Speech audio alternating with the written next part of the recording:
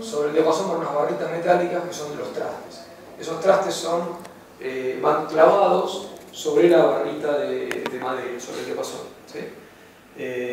La madera esa generalmente se hace de una manera muy densa, no sé, ébano por ejemplo, en el caso de madera local es el Boyacán, que son maderas de aproximadamente 1200 gramos por decímetro cúbico, ¿sí? Es un cubo de 10 por 10 es 1,2 kg. Es una cosa importante, muy fuerte. No sé, la que usamos en la tapa, por ejemplo, el abeto alemán, tiene aproximadamente 330 gramos por decímetro cúbico. Fíjense la diferencia. Bueno, porque dice el dato porque ahora lo vamos a usar. En el tema de los trastes, esos trastes son de una aleación entre alpaca y níquel, ¿sí? Y tradicionalmente son de alpaca, pero últimamente se les coloca níquel para mayor resistencia. Entonces, cuando hay cambio de humedad, el movimiento que pudieran tener los trastes es mínimo, ¿sí? Imperceptible comparado al movimiento que tiene la madera. O sea, la madera de humedad y temperatura, en realidad el metal se va a modificar la temperatura, no la humedad. Pero la temperatura modifica mucho la humedad ambiente, entonces modifica la humedad de la madera. O sea, la temperatura es un tema fundamental, por eso el secadero es un horno, ¿sí? Cuando esos trastes, cuando esa madera se comprime, se achica, se reduce porque se sube la temperatura y baja la humedad, el traste queda levemente flojo, ¿sí? Cuando se vuelve a hinchar, ese traste quizá empieza a apretarse y lo aprieta y sale hacia arriba, levemente, ¿sí? Eso ocurre cuando vuelve a hacer, se vuelve a acomodar, todo el tiempo va pasando eso. Te va cambiando la posición de ese traste. Y además el mango entero se va torciendo. Cuando se hincha, seco las maderas, las llevo por debajo. El estándar de humedad en la madera es un 15%. 15% de humedad dentro de la tabla, ¿no? Estándar internacional de madera seca. Lo que está por arriba no está seco. Lo que está por debajo corre riesgo de rajarse, ¿sí? Es lo que necesita, 15% de humedad. Yo la llevo aproximadamente a un 11%. ¿Tiene el 15% de humedad se raja la madera? Tiene probabilidades, está demasiado seco. Sí. Piénsenlo, es un material orgánico, es como a nosotros se nos quiebra la labia. ¿Sí? Si está demasiado seco, se te empieza, la madera no es igual, se contrae demasiado. Yo la llevo en el hornito de esfuerzo aproximadamente a un 11%. ¿Por qué? Porque de forma natural es bastante difícil que la madera llegue a un 11%. Entonces yo la fuerzo un 11%, las dos maderas, supongamos tapa de puente. En el momento de pegar el puente meto toda la guitarra y el puente, porque el puente es lo último que se pega. Lo achico todo y ahí lo pego. Entonces yo lo pegué en su dimensión mínima. Cuando se agranda, como se agranda de a poco, se va hinchando y la tapa se va curvando, no pasa nada. Cuando se reduce rápido, nunca se va a reducir menos del tamaño que yo la pegué. Esa es la idea. Desde que encontré esta solución, nunca más tuve problema de rajadura. O sea que funciona. ¿Sí? Y contanos, ahí esa es la función, digamos, dentro del proceso. Ese es el laburo que yo pretendo, que hago, porque ese horno, más allá de lo que se ve, ha salvado guitarras. Entonces, si revisamos un poco dentro del proceso el horno, ¿sí? Vos monitoreás 3 variables: tiempo, humedad y temperatura. Bien. El tiempo, ¿es una variable como o simplemente una referencia? O sea, ¿cuánto tiempo la dejás? Bien. El tiempo, Yo te escucho. en lo que es el secado de madera, es una variable. Pero ¿qué ocurre? Yo trabajo con espesores tan delgados, ¿sí? Que no requiero el tiempo para que la temperatura penetre en la pieza. Si yo estuviera trabajando con un tablón de 4 pulgadas, ¿sí? Yo necesito horas del horno prendido para que la temperatura llegue hasta adentro. Ahora, en una tapita de 2 milímetros, no tiene adentro, es como que... Es más, lo que se considera la zona superficial de un tablón son 3 milímetros. O sea, lo que uno seca, cuando seca, no sé, supongamos 1 hora y media un tablón, seca la parte superficial, 3 milímetros. Y acá secas toda la pieza. Y estoy secando más de lo que tengo en ese mismo tiempo. En la práctica, ¿cuánto tiempo dejás depende de la época del año, porque yo lo que busco aproximadamente es unos 30 grados de temperatura, 30, 35, ¿sí? Aproximadamente, y un 50% de humedad. Con eso estoy bien.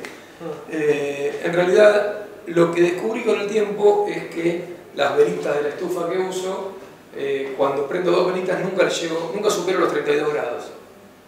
Entonces, ¿qué hago? Uso eso, prendo 2 velitas y me olvido del tiempo. Si me paso, si me puse a carburar otra cosa y me olvidé, si me fui a tomar mate, lo que fuera, nunca me paso, porque nunca supero los 35 grados. Con 35 grados, bajar del 50% de humedad es difícil. O sea, necesitas mucho tiempo. O sea, tampoco me lo dejo 3 días. Pero digo, si me pasé y me olvidé por 10 minutos, no hay riesgo. ¿No supera esa temperatura en base al tamaño del gabinete? Claro, con mi hornito y esas 2 velitas, nunca superé los 32 grados. ¿Las dimensiones que tiene el gabinete es...? Mira, no lo medí, pero ponele que tenga 1,20 de ancho, 60 de profundidad y 1,80, 1,90, no sé, un poco más, quizá 1,90 de altura. Cuando te referís a 2 velitas, porque ahí hay 4 velitas. Bueno, prendo 2. 2 solas. Sí, la otra no la prendo. Okay. Es más, si lo ves, si bien ahora no está funcionando, directamente está desenchufada. No, porque no me hace falta. Si yo lo quiero apurar, enchufo. ¿Entendés? Pero la verdad que en mi laburo no existe el apurar. Existe el optimizar. Lo que pasa es que a veces uno, laburando solo, no se planifica lo suficientemente bien como para optimizar. ¿Sí?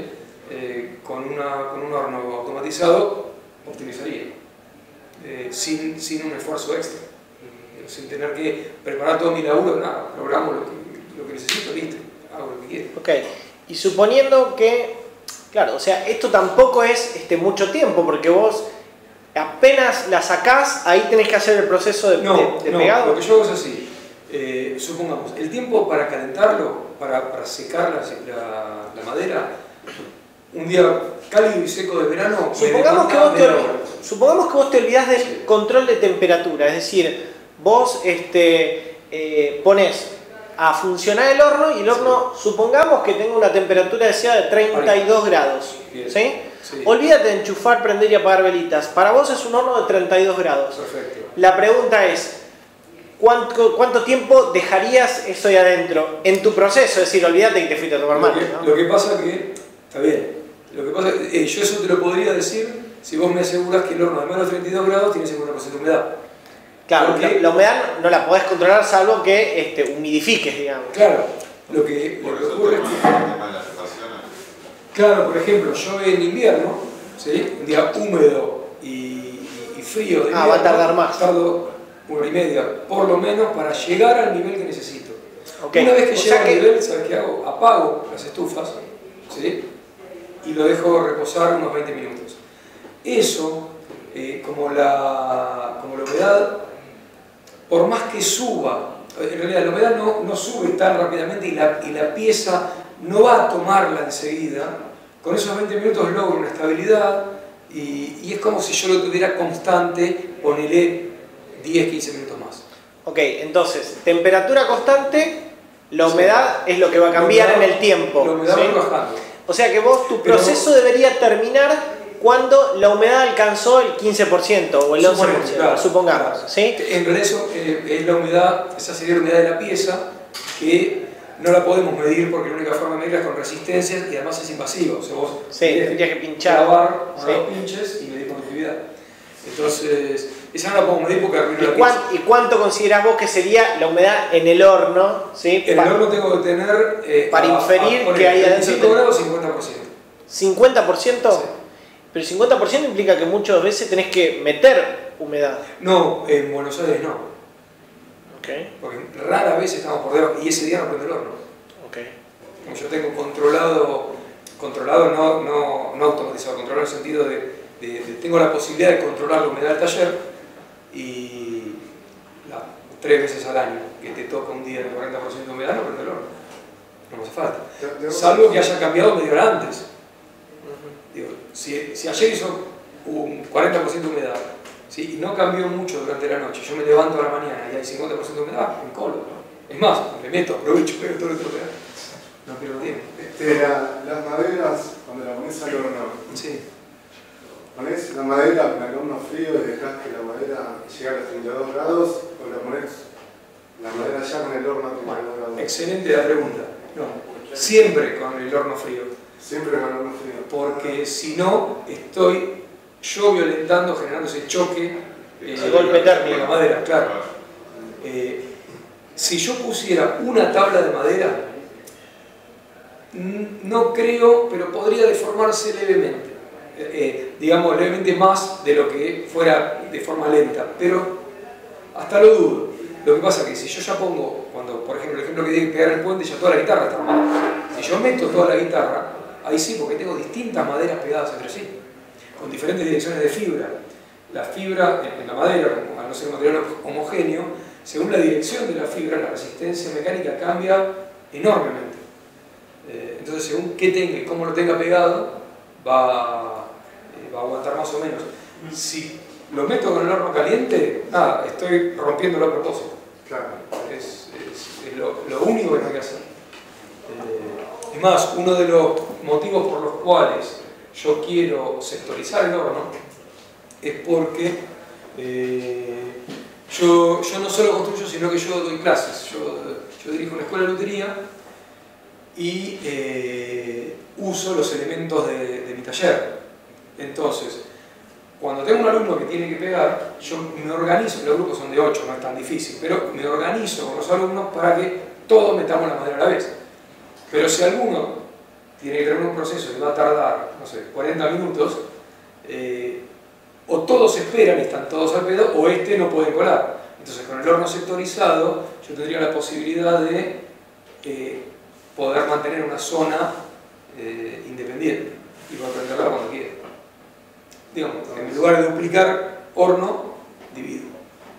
Sí. Esa es la idea. ¿Y estuviste investigando para ver cómo generar esa división? O sea, No todavía, pero sí recién hoy pude concretar una charla con un ingeniero forestal que es responsable de toda la parte de secado del Inti Maderas. Y le conté el proyecto, le gustó la idea, me dijo que estaba dispuesto a apoyarlo como desde donde haga falta, incluso se puso a disposición para venir si hace falta. Y él me va a ayudar con toda la otra parte, con la parte de la estructura y la construcción del horno. Es más, me contó, yo no lo sabía, él está en este momento automatizando un horno secadero de madera de la década del 80. Porque ese es un tema importante, porque si bien esto es muy artesanal y muy, llamamos rústico, ¿sí? O sea, es cero eficiente, llamamos, por buscar una terminología. Es decir, entonces muchos nos preguntamos acá si vos, o producto de la interacción con el INTI, probablemente ya el horno no sea su material constructivo la madera, quizás. ¿Sí? Casi seguro que no lo va a hacer. Sí, nosotros estábamos hablando, no sé, placas isover, es decir, aislantes, es decir, por ahí con la mitad de potencia eléctrica podés generar, ¿sí?, el mismo efecto, digamos, de concentración de calor. Sí, incluso yo no lo estudié bien, pero incluso pensé que si el horno tuviera una buena condición de hermetismo, también ganaría mucho tiempo, además de